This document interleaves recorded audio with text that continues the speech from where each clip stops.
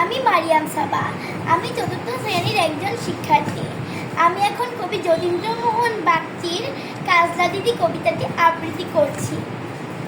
বাঁশবাগানের মাথার উপর চাঁদ উঠেছে ওই, মাগো আমার শোলক বলা কাজলা দিদি কই।